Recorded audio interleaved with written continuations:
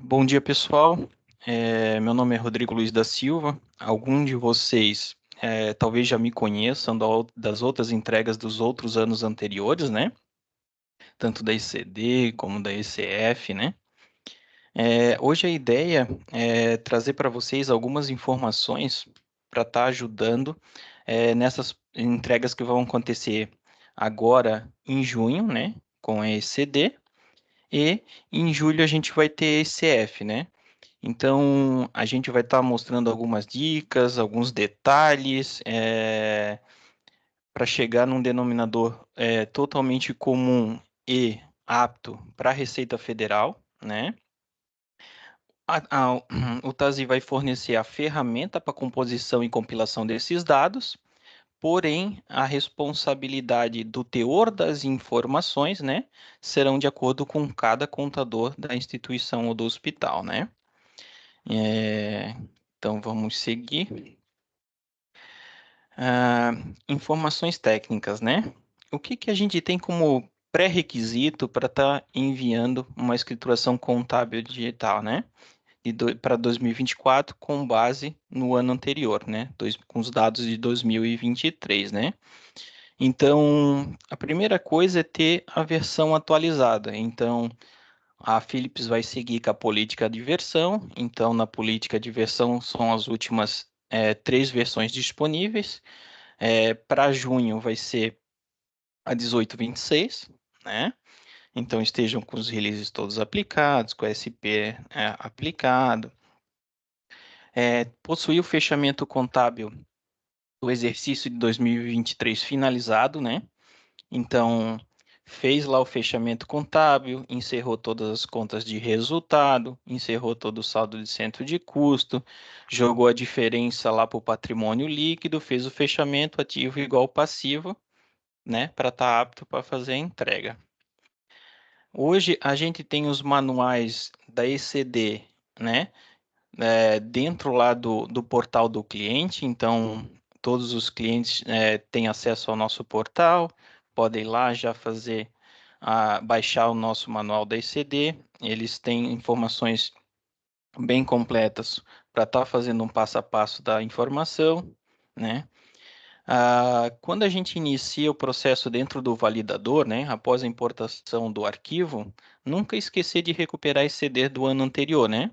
Porque a Receita vai pegar os dados iniciais, tanto os saldos contábeis, como o saldo de centro de custo, e vai utilizar essa informação no primeiro dia, né, do ano subsequente. Então, ele vai sempre fazer esse comparativo do que foi finalizado num ano e o que será iniciado no ano subsequente.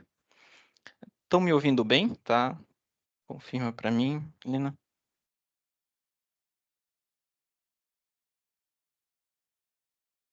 Sim, sim, tá tudo perfeito. Ok, obrigado. Possuir os demonstrativos contábeis finalizados, né? Então, hoje é obrigatório a ter o balanço patrimonial e o DRE demonstração do resultado líquido. Então, não tem como me mandar uma ECD se meus demonstrativos contábeis não estiverem todos finalizados, né? Outra coisa de suma importância é o plano de contas referencial.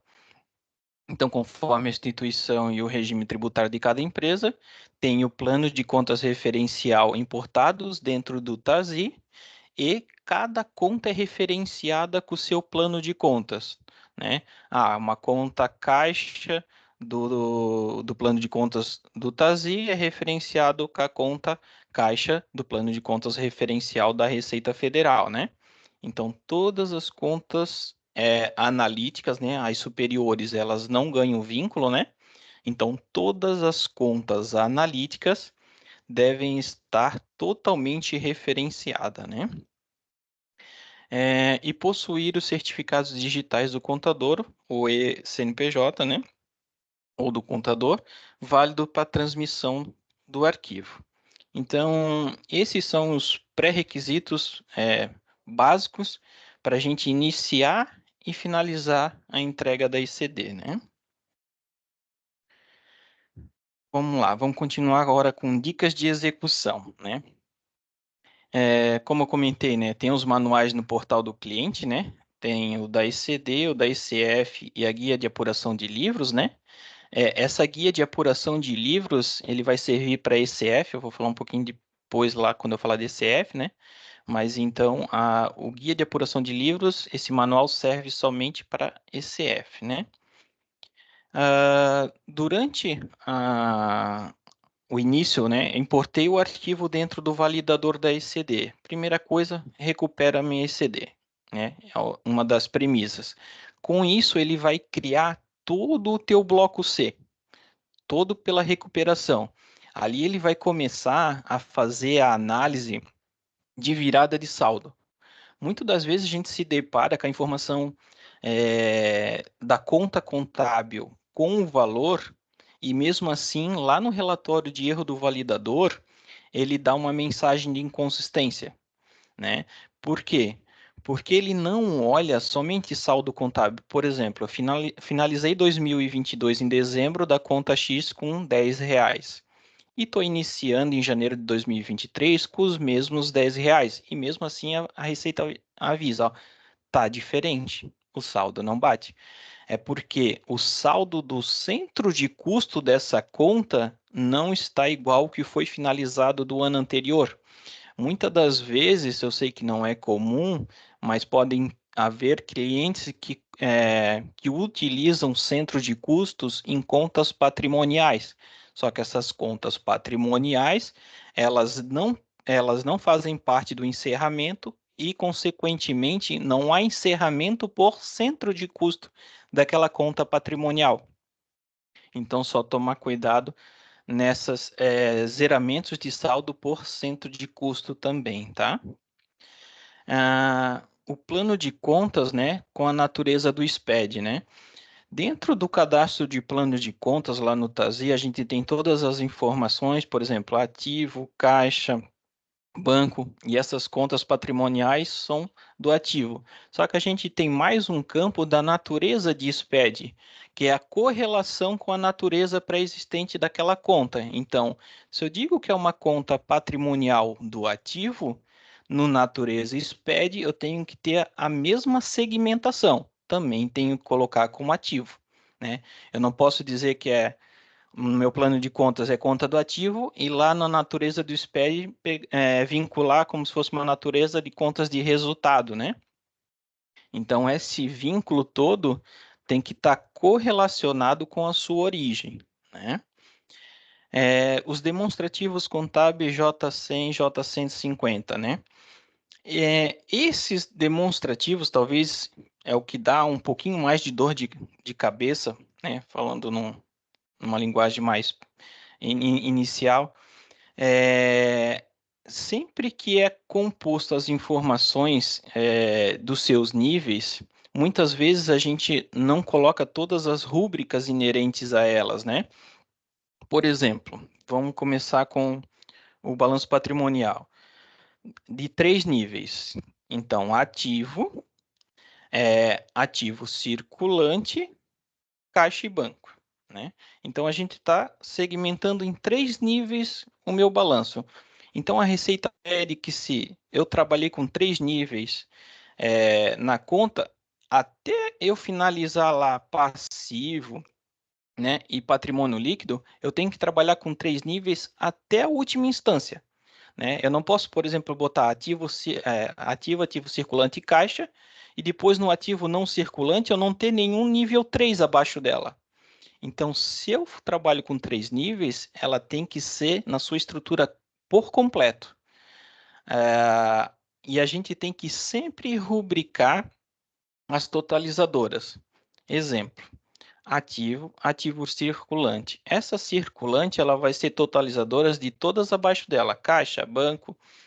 Então, eu tenho que rubricar dentro dessa caixa banco ativo circulante, ou seja, eu estou dizendo que ela faz parte do ativo circulante. Então, todas as rúbricas no cadastro do TASI, elas têm que ser totalmente rubricadas para a Receita Federal entender que a sua conta de caixa e banco refere-se ao ativo circulante.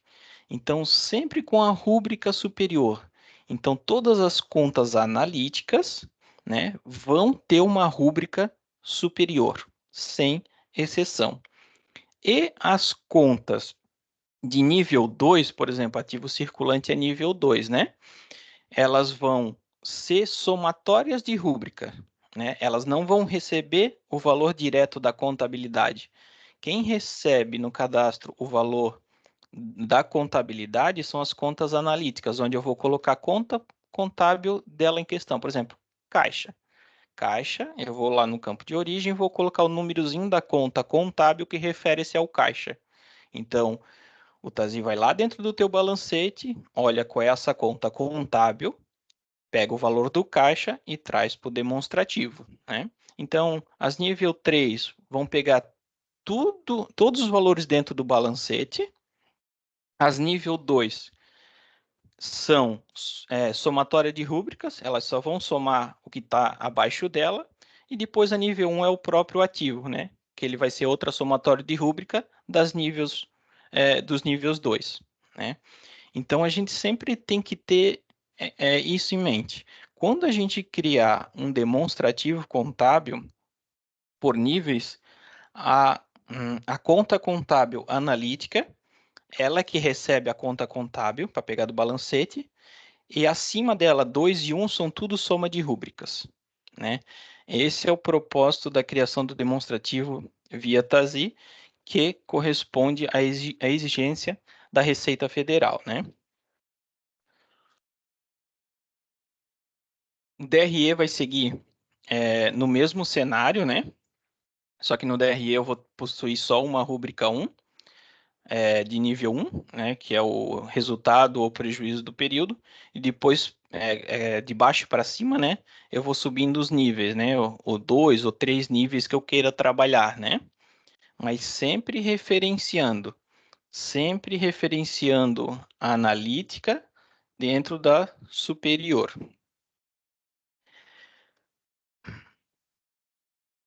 Vamos lá. Mais algumas dicas aqui. Conta contábil no encerramento. Então, quando eu estou lá em dezembro, que eu estou fazendo o meu encerramento contábil, ou, né, tem clientes que executam trimestralmente, né? Então, vai ser feito esse processo em março, em junho e assim por diante. Mas vamos supor que lucro real anual. A gente vai estar lá em dezembro, né? Vamos supor que eu tenha 5 estabelecimentos, todos com dados contábeis. Eu tenho que fazer esse encerramento em cada estabelecimento ali. Então eu vou lá, vou dar um botão direito, gerar encerramento. O Trazi vai proporcionar um campo chamado da conta contábil, ela que vai fazer a contrapartida de todo o encerramento, né? Qual é a minha dica aqui? Se o encerramento tem o propósito de executar o zeramento de todas as minhas contas de resultado, eu não vou colocar uma contrapartida, também uma conta de resultado.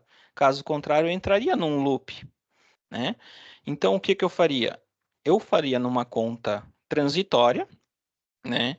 Ou direto uma conta do patrimônio líquido de lucros ou prejuízo, ou a distribuir, porque depois eu posso fazer um lote digitado e começar a fazer reserva legal, FATS e assim por diante, né? Uma conta transitória, né? Se eu botar direto uma conta de resultado, o encerramento entre loop, porque ele quer zerar sempre uma conta de resultado. Aí eu vou estar zerando ele mesmo, né? Inativações de conta. Isso aqui também é uma coisa muito importante. Quando a gente está fazendo uma entrega legal, a gente não está olhando simplesmente para o ano em questão. Por exemplo, nessa lacuna de tempo que a gente está vendo aqui. A gente está entregando 2023. Tem que olhar só 2023, Rodrigo? Não. Por quê? Porque eu faço a recuperação da ECD sempre do ano anterior. Então, a Receita está trabalhando simultaneamente com 2 anos.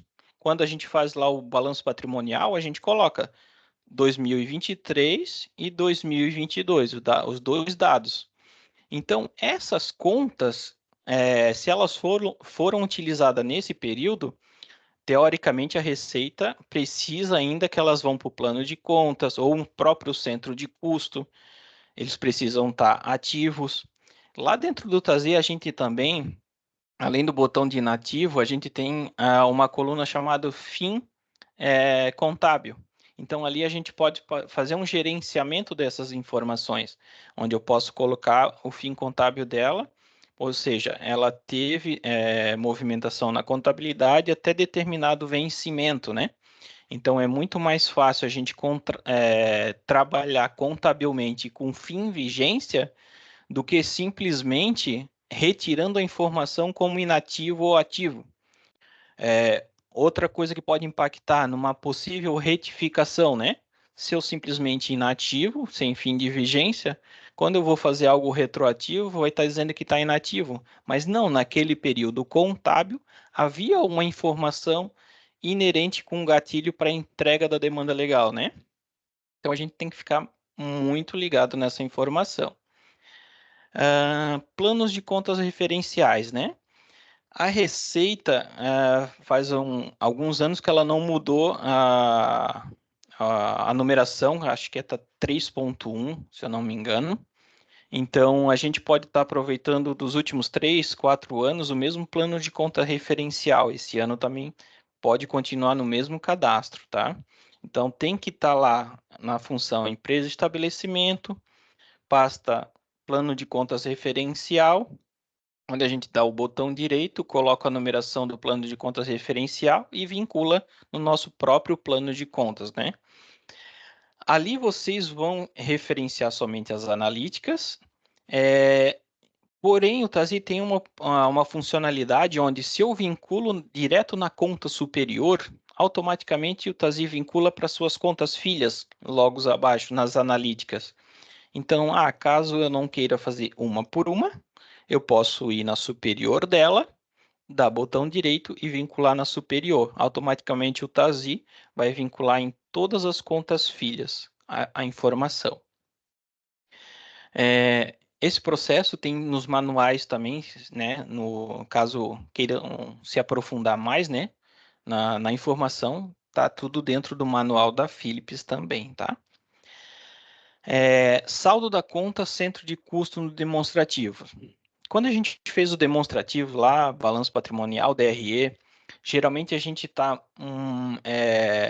visualmente olhando saldos contábeis, Só que quando essa informação vai para dentro do validador da Receita, a Receita recompila essas informações por saldo por centro de custo. Ela vai abrir totalmente aquele valor, por exemplo, aí visualmente a gente tem R$ 10 na conta despesa com pessoas. Só que essa despesas com pessoas tem 20 centros de custo. Então, vai estar rateado todo aquele valor contábil por cento de custo. Então, o que chega lá no validador da Receita e o que está dentro do próprio arquivo da ECD que o Tazi vai proporcionar é essa abertura. É tudo por centro de custo. Então, quando a Receita lá no relatório de erros ela mencionar que tem diferença de débito e crédito, geralmente não é os valores contábeis, mas sim os valores por cento de custo. Um determinado centro de custo não entrou o valor porque estava inativo, ou algo do tipo. Então, sempre que a gente fizer uma conciliação bancária para tentar identificar informações que a Receita está dizendo que está incorreta, quando a gente bater que o saldo contábil está ok, opa, então é saldo por centro de custo. Então, a gente sempre tem que ficar fazendo essa analogia e comparação de informação. Outra coisa muito importante é no signatário e representante legal. Então, lá dentro da função empresa e estabelecimento, na última pasta vai ter lá representante legal. Ali a gente vai colocar o responsável pela empresa e o contador, né, responsável pelaquela entrega. Todos dois vão estar setado a informação de signatário, porém somente um deles é o representante legal. Geralmente é o da empresa ali, né? O diretor da empresa. Continuando. Esse slide tem um pouco mais de informações, mas eu não quis tirar nenhuma informação daqui.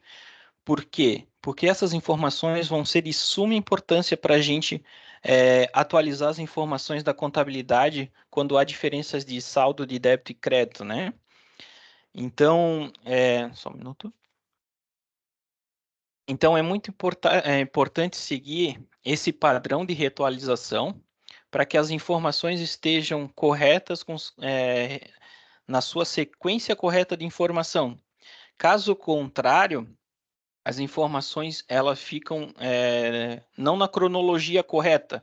Lá dentro do I200 no validador, por exemplo, se eu não fizer uma reatualização e reorganização dos lançamentos contábeis, pode ser que um lançamento, por exemplo, de março, fique com a sequência de janeiro. Ele não fica na mesma sequência, aí ele vai avisar assim, ó, não bate o valor de débito e crédito, o saldo, né? Então, a gente faz esse reprocessamento e reatualização para reorganizar que o primeiro lançamento no primeiro dia de trabalho de janeiro esteja com a sequência número 1. Aí, quando vai lá para dentro do validador, no I200, a gente já olha no I200, opa, o primeiro lançamento de janeiro começa na numeração 1, então segue até dezembro. Então, para resguardar essas informações, a gente tem abrir a contabilidade, né, no ano calendário de 2023, né, excluir o encerramento, depois a gente desatualiza todos os lotes, né, e sem exceção, aí a gente precisa desatualizar o ano inteiro.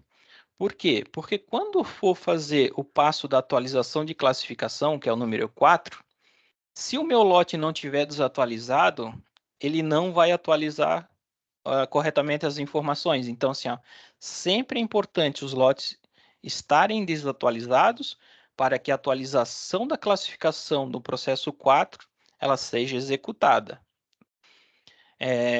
Depois, a gente vai começar a fazer o processo de reatualização. Então, a gente vai começar lá em janeiro vai começar em janeiro, fevereiro, até dezembro, né? Então, botão direito, reatualiza mês empresa. Então, o Tazi vai fazer toda essa parte de reatualização e automaticamente ele vai abrir o lote, vai fechar com as informações inerentes, né? Depois é só, e ele já, inclusive, ele vai até atualizar o teu lote, ele já vai ficar com o status atualizadinho, prontinho. Então, depois é só eu dar o botão direito, fechar mês empresa. Quando eu fecho o mês empresa, o Tazi já vira o saldo do mês anterior para o próximo mês, para começar o próximo mês com o meu saldo anterior. Então, eu faço isso até dezembro, depois faço o meu encerramento novamente, e depois do encerramento, eu só venho aqui no último processo, que é o 7, dar um botão direito, reorganizar lançamento contábil. Eu boto início de 2023 até dezembro, ou seja, minha lacuna do ano inteirinho, e, feito a reorganização, eu posso partir para a geração do arquivo. Então, é muito importante esse processo, caso a Receita venha dar consistências dizendo que tem diferença de débito e crédito. Rodrigo, a gente tem Sim? uma pergunta no chat. A Adriana perguntou se a gente não pode fazer uma atualização com lote fechado. E algum outro usuário perguntou se a gente tem um manual para essas etapas. Esse print dessa etapa aqui não está no manual, né? Por isso que eu deixei bem extenso aqui a descrição, né? Então a gente pode utilizar essas informações aqui. Quanto à reatualização, não dá para fazer com ele fechado, porque senão, quando eu faço o processo 4 aqui da atualização da classificação, ele vai até o lote. Quando ele chega no lote e olha que o lote está atualizado, ele não faz nada, ele não executa nada, né? Então, não tem como fazer uma atualização de classificação sem que os lotes estejam abertos, tá? Combinado, obrigada, viu? Certo. No final também, talvez eu vou abrir para perguntas ali e a gente possa fazer no final também um tira-dúvidas. Isso, exatamente. Acho que fica até melhor. Beleza, show de bola. Demonstrativos contábeis, aqui eu só quis ressaltar, né? Visualmente fica mais fácil, né? Então, a gente sempre, por exemplo, vai partir de mínimo 3 níveis, né? Que a Receita pede. Então, ativo nível 1, circulante nível 2 e depois as contas analíticas, caixa e banco. Então, o nível 2 vai ser somatória de rúbrica. Então, lá no cadastro do TASI, ó, eu vou referenciar, eu vou somar a rúbrica da sequência 200, que é caixa, e mais a sequência 300, que é meu banco. Então, essas contas totalizadoras, que são soma de rúbricas, eu sempre tenho que colocar a sequência de criação do cadastro. Então, no caixa é a sequência 200, no banco, sequência 300. Aqui é só a sequência, cada um vai ter o seu, né? Conforme o cadastro é feito lá, né? Então, sempre referenciando soma de rúbrica nas totalizadoras e as contas analíticas caixa e banco é colocar o número da conta contábil. Simplesmente o Tazio vai lá dentro do seu balancete, olha qual é essa conta contábil que você colocou e vai trazer o saldo da conta. Para o DRE, só vai existir apenas uma nível 1, que vai ser o resultado líquido do período, né? E as de cima a gente pode ir segregando e subindo níveis de acordo com a informação que o contador desejar, né? 1, 2, 3, 4 níveis, né? Não tem um número de nível é, é, mínimo para ser colocado aqui, né? Então, pode se ir relacionando todos os níveis a partir da 1, que é o resultado líquido do período. Eu não posso ter 2 nível 1 no meu DRE. Isso a Receita não passa. Tá? Geração do arquivo. Então, hoje a geração do arquivo da ECD é um arquivo extremamente gigante. Geralmente, quando a gente coloca para rodar via máquina local, no parâmetro 88, ele vai dar duas probabilidades. Ou você faz a geração via máquina, ou você faz a geração via servidor de banco de dados. O que que acontece? Como os hospitais têm muita informação, a máquina local não vai dar conta de fazer essa geração. Por isso que a Philips disponibiliza esse cadastro do Shift F11, que é o TL File. Então, ali a gente vai colocar um diretório de banco para estar esse arquivo consumindo direto lá do banco de dados, e aí ela consegue fazer todo o processamento e geração do arquivo. Tem um select interessante que, né, mas geralmente a equipe de infra já tem isso, né? Que é dar uma olhada em todos os diretórios disponíveis. Ah, eu tenho esses 10 diretórios aqui. Ah, quais diretórios a gente tem disponível para fazer uma geração de arquivo de tal tamanho, né? Então a infra sempre vai estar auxiliando quando for geração via banco de dados, tá? Porque se, como saber que via máquina não vai dar conta, Rodrigo? Quando você coloca via máquina e ele termina de gerar e tu abre o arquivo, ele não finalizou lá, ele não foi até o final no 999, ou seja, ele gerou até o I200, por exemplo. Então tu sabe que teu arquivo está pela metade. Então, ou seja, via máquina local não vai ser possível fazer essa geração.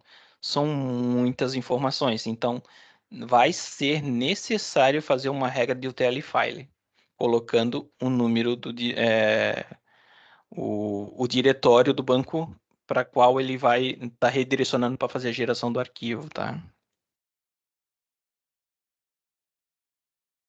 Agora a gente vai falar um pouquinho de ECF. Em tese, a ECF talvez seja um pouquinho mais tranquila, né, para fazer a escrituração contábil fiscal. Para os clientes que são isento e imune. Então, quando ele for isento e imune, esses clientes não vão precisar fazer apuração dos seus livros. Eles não vão precisar fazer um LALUR, um LACS, ou IRPJ, ou CSLL. Então, em tese, é um pouquinho mais tranquilo para clientes isentos e imunes, tá? Então, algumas dicas, né? Contabilidade fechada. Pré-requisito, não tem como fazer uma ECF sem ter entregue a ECD, né? Porque o que que acontece? Quando tu vai iniciar uma ECF, importei dentro do validador o meu arquivo da ECF. A Receita vai te pedir, por gentileza, que recupere a ECD, né, enviada, para estar fazendo, ela vai pegar toda a estrutura da ICD, ela vai aproveitar todas as tuas contas contábeis e todo o teu plano de contas referencial já para montar. Então, automaticamente ela já vai previamente montar quase tudo da ICD automaticamente quando tu importar esse CD dentro da ICF. Ah, Rodrigo, tem uma conta contábil que trouxe lá da ICD, só que a gente verificou e ela estava sem o referenciamento, porque lá na ICD, às vezes ele dá como, não dá como erro e dá como não impeditiva, né? Ou algo do tipo.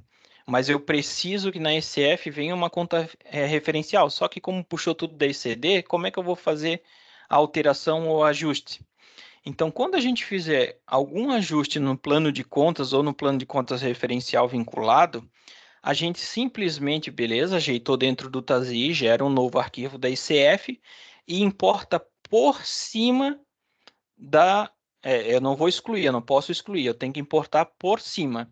Porque o validador trabalha assim, ó, quando eu importo por cima, o validador vai acionar um novo campo dizendo assim, ó, deseja subscrever, ele vai dizer os blocos que você deseja, né?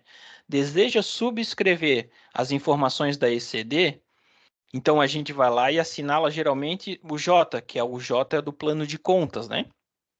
Então, eu assinalo só o J, ele vai pegar a conta que eu ajustei no TASI com um novo arquivo e não vai mais utilizar aquele errado da ECD. Então, há possibilidade, sim, de eu ajustar cadastros e depois trazer atualizado para ECF. Fazer apuração dos livros. Então, aqui a gente também tem manuais de apuração dos livros lá no portal do cliente. A apuração dos livros é somente para clientes que são do lucro real ou lucro presumido. Então, clientes que são isentos e imunes, eles não vão fazer a composição dos livros e apuração dos livros, tá? Para entrega da ECF.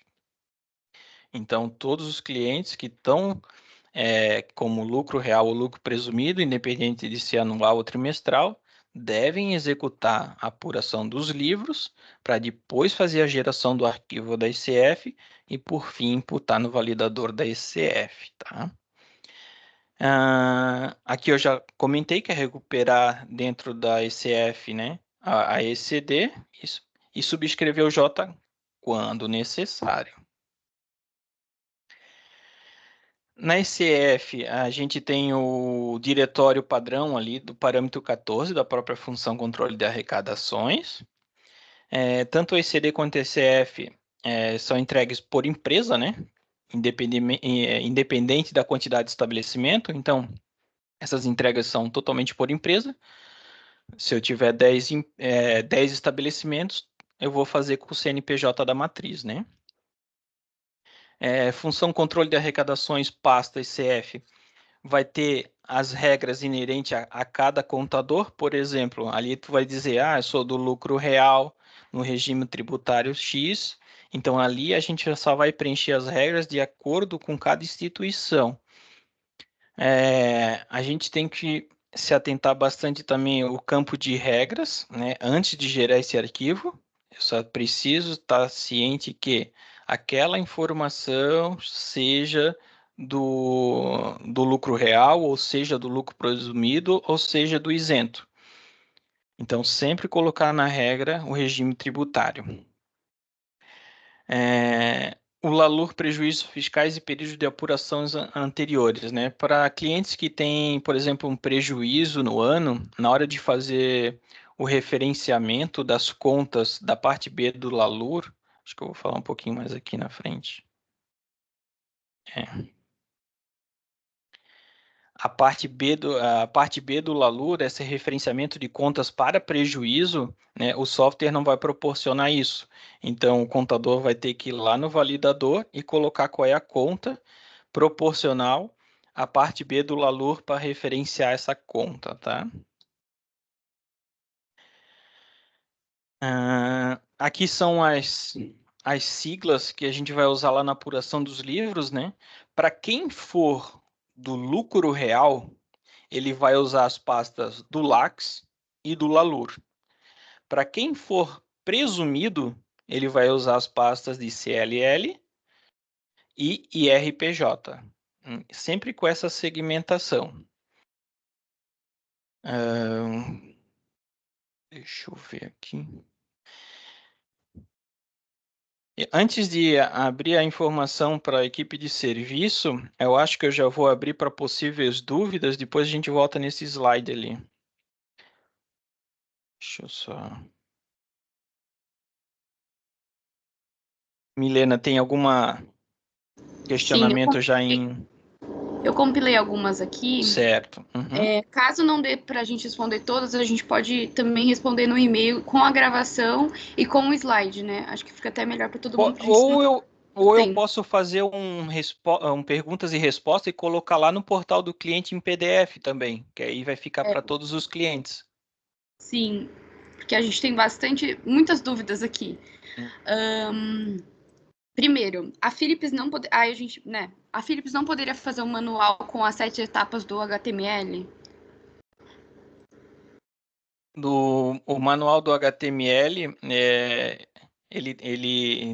se eu não me engano, ele está disponível lá no portal. Porém, não está com aquelas etapas de reatualização, daquele slide da reatualização, né? O que eu posso fazer é colocar um documento separado lá no portal do cliente. Os 7 passos de reatualização do HTML. Sim, outra pergunta aqui. O passo 7, onde ele é executado? O passo 7 é a reorganização, é no própria contabilidade parâmetros. Eu fiz o encerramento, aí tem um mês lá, dezembro. Eu vou clicar sobre dezembro, botão direito, reorganizar mês contábil. Direto na pasta parâmetro, sobre o mês, dezembro, botão direito em cima de dezembro. Outra pergunta, qual a necessidade no Java e não no HTML? Todas as plataformas estão totalmente habilitadas a fazer essa entrega, tá? Independente da plataforma, ele vai seguir o mesmo conceito das informações. Não vai ter diferença. Às vezes, por exemplo, a classificação no HTML é um botão direito. No Java, a atualização de classificação é uma pasta chamada atualização de classificação. Elas, às vezes, vão ter umas pequenas mudanças, mas a operacionalidade ela não vai mudar em nenhum momento. Isso. Tem alguma diferença entre a versão Java HTML5 ou facilitadores para operações indicadas nessa aula? Assim, todas elas estão totalmente amparadas, como eu falei, né? Todas elas têm as mesmas segmentações e cadastros, todos os demonstrativos contábeis exatamente, só muda a parte em tela, mas os campos pré-existentes são todos iguais para fazer o DRE, para fazer o balanço patrimonial, para fazer a geração do arquivo, para fazer a representante legal. Todos eles estão totalmente amparados com as mesmas descrições. A gente está com diversas perguntas aqui no chat. Eu acho que a melhor opção vai ser compilar todas e responder para a gente enviar um PDF depois. Porque eu acho que senão não vai dar para a gente responder todas. Pode Ainda ser. falta uma parte do slide, eu acho que fica melhor para todo mundo, para a gente não tomar muito tempo. A gente tem até às 11, talvez a gente possa responder mais algumas até umas 10h50. A última parte vai ser bem rápida ali, tá? Talvez a gente possa tirar mais algumas dúvidas ainda. Tá. Então, parâmetro 14 não existe no HTML? O parâmetro 14 vai estar direcionado para... O HTML ele trabalha agora com configuração de utilização. Quando um parâmetro não existir mais no HTML, ele sempre vai para a tabela, ou seja, coloco lá a administração do sistema, configuração de utilização, escrevo o nome da função, controle de arrecadações. Aí vai abrir a tabela das informações referente àquela função. Ali vai ter botão direito, vai ter parâmetros. Então, quando a gente fez a venda do HTML para os clientes, a gente fez a instrução que possíveis parâmetros migraram tudo para a regra de configuração de utilização. Então, não é uma peculiaridade só da entrega legal, é para toda funcionalidade em HTML5. Para qualquer coisa que for ser feito em HTML5. Lembrando que a gente vai enviar o slide, também um PDF com todas as perguntas e respostas, e também a gravação via e-mail. Acho que é isso, porque o resto das perguntas são mais gerais. Tá. O Domingos, ele tá por aí? Não sei se tu consegue abrir para ele a... Então, eu mandei mensagem para ele, só que ele tá doente, então a gente não... tá. Não, tudo bem. Eu faço aqui a apresentação, não tem problema. Então, pessoal, a gente gostaria de disponibilizar também para vocês serviços de acompanhamento das entregas legais, né? Vamos supor que, estou aqui com a minha contabilidade, eu não fazia entrega via Tazi, gostaria de iniciar esse serviço com vocês esse ano.